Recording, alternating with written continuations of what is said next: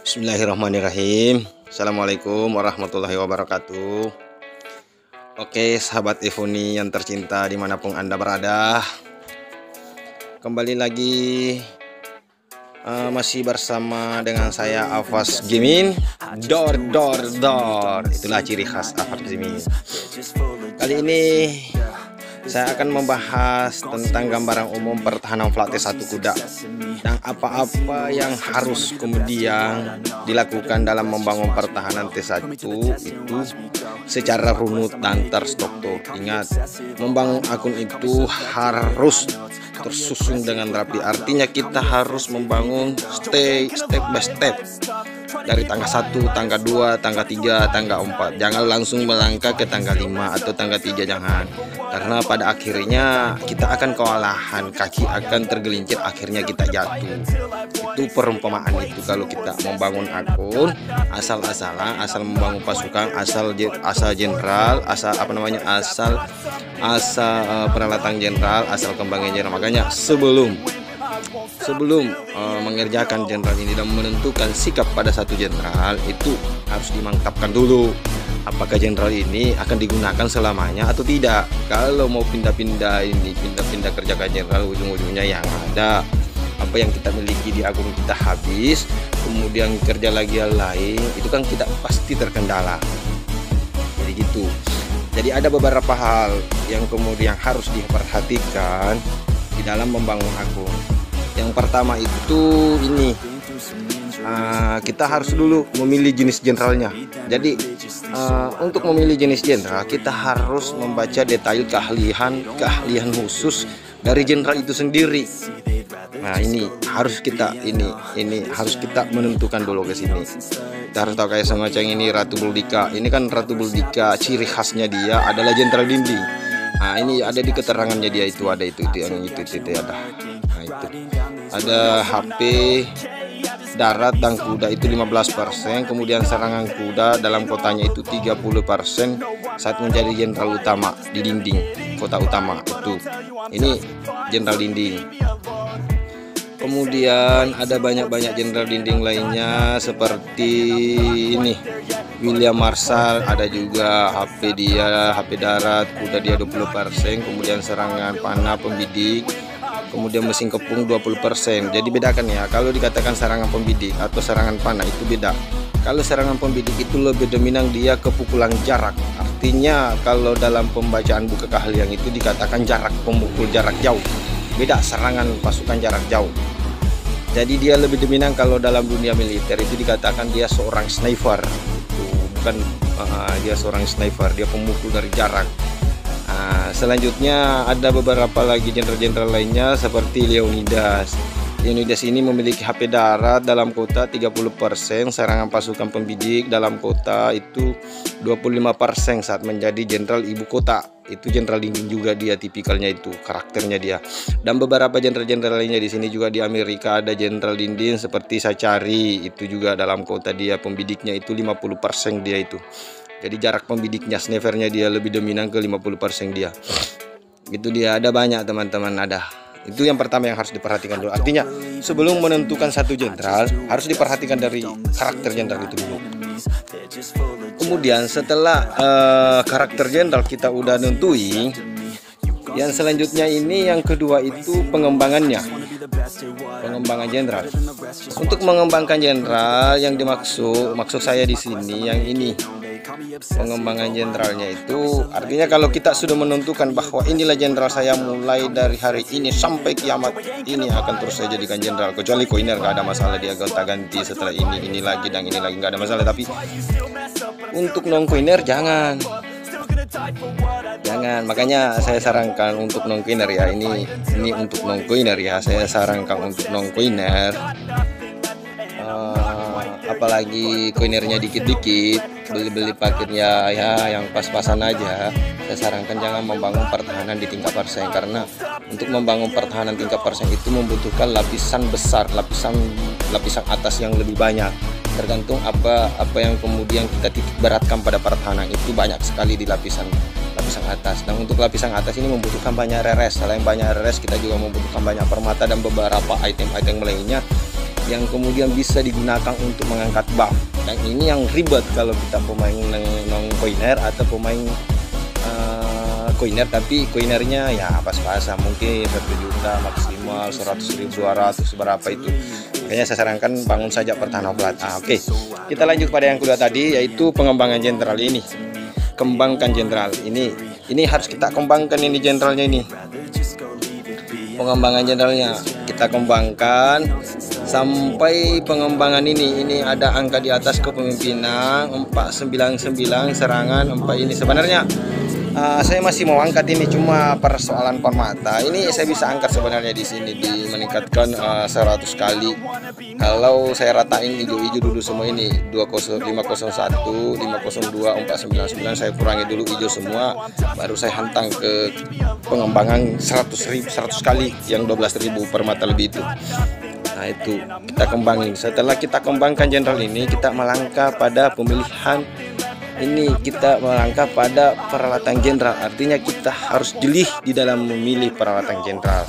Dan khusus untuk pemain non coiner saya sarankan untuk menggunakan saja Achimenidai, tidak usah pakai koreo. Jadi kalaupun ada koreo simpan saja dulu sampai kita berada di posisi K38 K39 sambil ngasah secara perlahan, baru nanti dipasang. Tapi kalau kita main flat ya main ini aja dulu Achimenidai, karena batas pemurniannya untuk Achimenidai ataupun koreo yang ini kita bisa perhatikan yang paling kiri ujung kanan itu, paling kanan ujung itu yang 1096 itu batas. Bahkan di koreo juga gitu.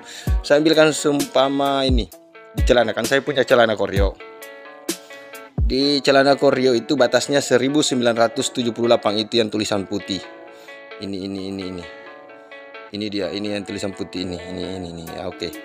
Itu ada sekitar 1978 di Korea juga gitu untuk pemurnian platnya, kecuali persennya yang mau dimurnikan pasti agak tinggi sampai 30%. Kalau yang Achimenidai itu sampainya hanya 25%, kalau koreonya ya 30. Tapi untuk platnya sama untuk flatnya kita bisa buktikan di sini dia.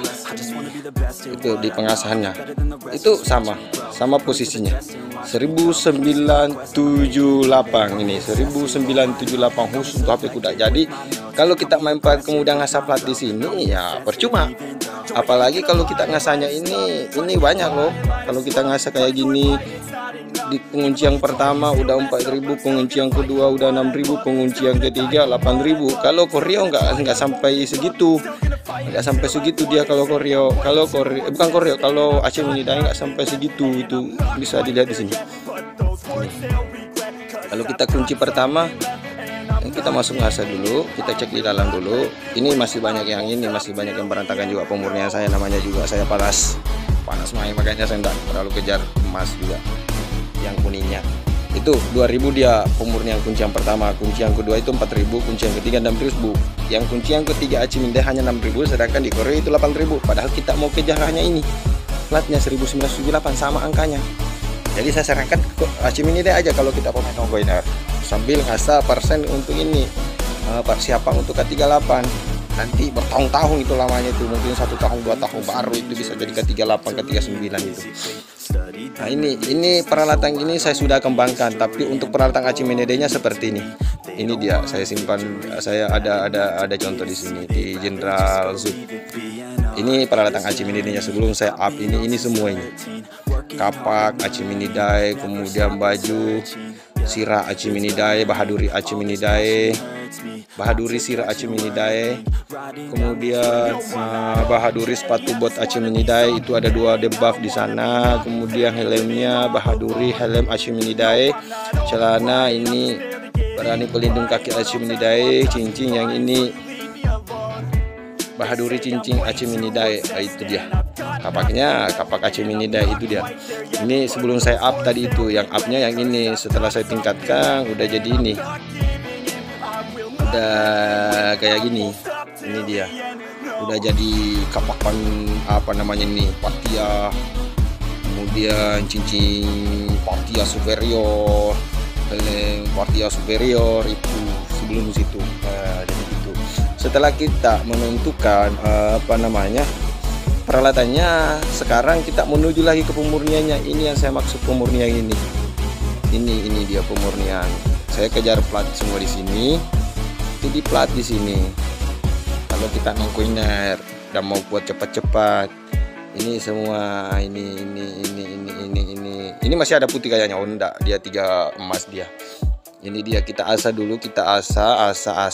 Setelah dapat kunci, setelah dapat emas lagi atau orange bisa dikunci. Kalau ngembet, kalau nggak sabaran untuk membentuk pertahanan, nggak ada masalah orange. Tapi lebih efektifnya dan lebih bagusnya itu, lebih enaknya kalau kuning semua. Itu ngeri sedap itu dia. Nah, setelah ini jadi teknik ngasahnya gini. Setelah ngasah di sini, kita di antara 6 peralatan ini kita ngasah dulu di sini. Ibarat contoh ini belum jadi ya, belum saya asah jalan ceritanya. Kita asah dulu dari kapak. Kita kejar aja satu dulu, HP plat kuda. Satu aja dulu kita kejar. Ini kan jalan ceritanya, belum ngasah saya jalan ceritanya. Jadi satu aja dulu kita kejar di sini, kemudian kita kejar lagi di sini satu. Setelah itu di sini di helm satu, di celana satu, dan ini baju dan sepatu satu-satu dulu. Setelah peralatan 6 ini udah masing-masing udah ada HP, udah pertahanan, udah serangan, plat kuda semua. Kita kejar lagi di pemurnian kedua. Di pemurnian kedua udah kita kunci. Contohnya kayak begini. Kita udah dapat serangan ini yang 1900 kita kunci. Baru masuk ngasah supaya ini nggak hilang. Ini yang kita kunci. Ini nggak hilang. Nah, selanjutnya kalau di senjata, cincin dan lain-lain semacamnya, ini helm, sepatu, ini semua udah 2 HP, udah 2 plat masing-masing. Lanjut kita pada pemurnian ketiga. Di pemurnian ketiga kalau udah 3 semua di sini, kita udah bisa bikin komposisi pasukan. Jadi kita bisa melangkah di komposisi pasukan. Ini dulu yang paling pertama dan paling penting ini. Kemudian di naga juga penting, kita juga kembangin naga. Jadi di naga itu, pemurnian naga ada 2 pilihan kalau kita pemain flat. Cuma saya lebih dominannya ke serangan. Ke di sini di tingkatan. Ini dia. Di peningkatan itu saya lebih dominan ke serangan. Ini nggak ada emas, saya ini nggak ada semuanya orange dengan harusnya emas lebih enaknya. Cuma kan batu asa ini yang susah. Kemudian saya jarang ikut box sehingga kristal naga ini tipis. Ini yang dimaksud kristal naga. Ini kristal naga saya tipis, ini kristal naganya saya tipis. Yang ini kristal naga itu tipis sekali, kristal naga saya tipis. Makanya ini aja nggak ada masalah, masih kuat juga kok. Setelah itu ini jangan dulu dikembangkan talentanya naga di sini, karena pasalnya kita mau kembangkan talenta di sini, kita mau kejar baparseng di sini dia. Ini khusus untuk serangan panah, ini kita mau bentuk serangan panah, tapi kita nggak bahas persoalan serangan, kita hanya fokus di pembahasan kali ini yaitu pertahanan. Jadi saya nggak mau terlalu jauh membahas ke sini dulu. Itu dia tadi di sini. Setelah pemurnian, pemilihan, artinya gini, setelah kita udah milih jenis jenderal, kita udah kembangin jenderalnya sesuai yang saya jelaskan tadi, udah dikembangin. Kemudian pemilihan jenis peralatannya udah kita pilih sesuai yang saya sarankan tadi. Kemudian udah disempurnakan dengan pemurnian itu asahan. Selanjutnya kita ke pemilihan jenis peralatan sub. Ini peralatan sub. Ini. Kemudian ini juga peralatan sub juga ini nih. Diupayakan semua ini full Archiminidae. Itu diupayakan full Archiminidae, teman-teman, full Archiminidae. Jadi upayakan full Archiminidae di situ, teman-teman. Diupayakan full Archiminidae, dan upayakan untuk peralatan sebelum membuat komposisi pasukan. Makanya saya bilang, kalau pemain baru nggak usah bikin pasukan terlalu banyak, cukup untuk bertani aja dulu, atau untuk ikut rally aja dulu untuk pemain pertama. Kecuali mau ngambil sayap SPS di K30, K31 nggak ada masalah, bikin 2 pawai serangan panah dengan darat, itu aja dulu dia. Kalau mau ambil sayap di K30, tapi siap-siap aja begadang. Saya lebih dominan ambil sayap itu kalau udah terbentuk pertahanan flat. Biasa dulu sering itu main ngambil sayap di K30, K28, capek begadang orang, kemudian kadang gagal masuk di top 5. Itu menjadi masalah, makanya saya mutusin, saya selesaikan dulu, saya kejar dulu K33, khususnya K33 untuk ini bengkel, karena K33 bengkel baru bisa bikin Archiminidae, baru saya mengerjakan semua acemida yang saya butuhkan. Jadi itu ya, setelah kota pasang sudah terbentuk minimal 2 general sub, udah full acemida yang kayak gini tadi, udah 2 full acemida yang kayak begini, ini full ini ya, full acemida yang kayak begini, baru kita secara bertahap membangun komposisi pasukan. Komposisi pasukan yang saya maksud di sini yang ini. Kita bangun aja dulu komposisi pasukan pertahanan dulu. Bangun aja dulu. Jadi saran saya untuk T1 darat sampai T11 darat itu masing-masing 51k. Itu untuk darat. T1 sampai T11 masing-masing 51k. Kemudian penghubungan dari T1 sampai T11 itu masing-masing 101k.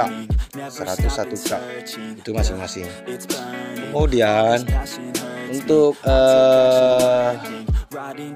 nah itu 151k masing-masing dari T1, 151k, T2, T3, T4 sampai T11 itu 151k. Kemudian selanjutnya kuda dari T2, ini bukan T1 ya, T2 nih, langsung saya hitung di T2. Kuda dari T2 sampai T11 itu masing-masing 21k aja, 21k aja, tidak ada masalah, 21k. Itu masing-masing dari T1, T2, 21k, T3, 21k sampai T11 21k. Kemudian di T1 itu upayakan sampai 100 juta dulu. Nah, 100 juta stop sampai dapat sayap merah baru tancap. Gitu dia. Yang gini, kenapa saya katakan stop dulu? Memang semakin banyak T1 semakin kuat, semakin keren, semakin ngeri. Hanya masalahnya power akan naik. Kalau power naik sampai 2B, 3B, mau turun ambil sayap merah susah. Kita bakalan kewalahan dan kesusahan. Bakalan kerja keras kita di sana. Karena persoalannya semakin tinggi power musuh lawan kita, untuk semakin tinggi power aliansi yang kita masuki, bahkan di aliansi kecil sekalipun itu, kalau kita masuk di aliansi kecil kemudian power kita tinggi, pasti kita akan mendapatkan lawan yang tinggi juga.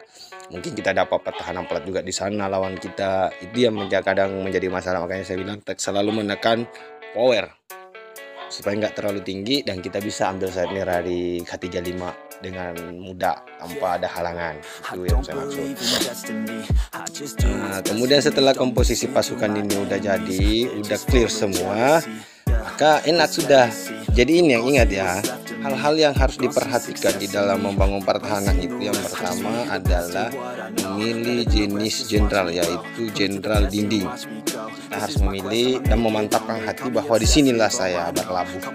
Sampai kapanpun saya tidak bakalan pindah, karena kapan kita kalau mengembangkan jenderal itu kan butuh banyak permata dan lain-lain semacam. Makanya harus dipastikan dan dimantapkan hati ke situ. Nah, selanjutnya yang kedua adalah kita kembangkan jenderal-jenderal itu. Kita kembangkan gunakan permata dengan emas, kita kembangkan. Nah, yang ketiga yang harus kita lakukan adalah pemilihan jenis jenderal, pemilihan peralatan jenderal dinding. Itu yang saya bahas tadi. Nah, yang keempat adalah pemurnian jenderal dinding, yaitu asahan-asahan untuk peralatannya. Kemudian yang terakhir itu peralatan jenderal, bukan terakhir, yang kelima itu peralatan jenderal sub minimal 2, baru kita bisa melanjutkan ke tahap selanjutnya, yaitu komposisi pasukan, membuat komposisi pasukan. Itu yang penting dulu. Apalagi kalau jenderal subnya udah kayak semacam udah 8 atau udah 7, yang kemudian jenderal sub ini itu lebih dominan acemida full, itu keren itu. Makanya saya sarankan untuk naga Fenrir cukup sampai level 10. Karena di saat naga Fenrir kita atau naga-naga apa saja, kalau dia udah di level 10 naga itu nggak mati lagi jenderal, bahkan dipasang di dinding itu nggak mati. Tapi kalau dia masih di level 1, 2, 3 sampai 9 itu masih mati kalau kita kalah atau kadang kita menang tapi banyak pasukan yang hancur, itu biasa kadang mati jenderal. Tapi kalau level 10 nggak mati-mati lagi itu jenderal dinding itu. Kalau udah level 10 naganya. Ini yang saya maksud level 10 naganya ini. Ini kan balar yang saya udah level 15. Kemudian ini Fenrir udah level 12 dia. Ini levelnya dia tuh. Level 12.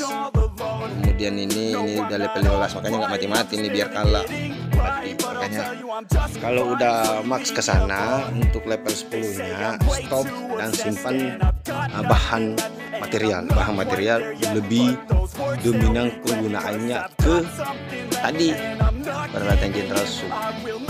Jadi gitu. Jadi saran saya, gunakan apa yang Anda miliki secara bijak, jangan asal habis-habiskan. Apalagi bahan material sampai dibuatkan ini, membuat peralatan peralatan naga, ares dan lain-lain semacamnya, nggak dibutuhkan. Makanya saya bilang buatlah sesuai dengan apa yang menjadi kebutuhan agung kita, bukan apa yang menjadi keinginan hati kita dan pikiran kita, tapi sesuaikan dengan kebutuhan. Jadi membangun agung itu harus runut dan terstruktur, tahap ya, step by step, setahap demi setahap, begitu maksud saya. Oke teman-teman, sampai disitulah pembahasan kali ini tentang pertahanan, ringkasan umum tentang pertahanan flat T1. Cukup sekian, dan semoga di antara semua teman-teman lebih semangat lagi, lebih menikmati permainan lagi tanpa menghamburkan banyak uang teman-teman. Itu yang paling penting, menikmati geng tanpa harus habis-habisan. Kita simpan uang kita untuk masa depan kita. Itu teman-teman, keren kan? Makanya saya katakan gini teman-teman, jadikanlah ini sebuah prinsip. Musuh boleh yang terkuat, tapi kita yang terbaik. Rumah tidak dibangun dalam sehari, tapi membutuhkan ratusan tahun untuk membangunnya, tapi ujung-ujungnya hancur juga. Makanya nggak ada yang kuat dalam permainan ini, nggak ada yang wow dalam permainan. Bahkan ke 45 sekalipun nggak akan wow juga kalau menembus lawan-lawan lebih besar gitu. Makanya itu ya teman-teman, tetap semangat, tetap optimis, dan satu lagi yang perlu diingat, jangan lupa like, subscribe, komen, dan share untuk membantu mengembangkan channel saya. Oke teman-teman, cukup sekian. Wallahumma fil aqwamit tharib. Assalamualaikum warahmatullahi wabarakatuh.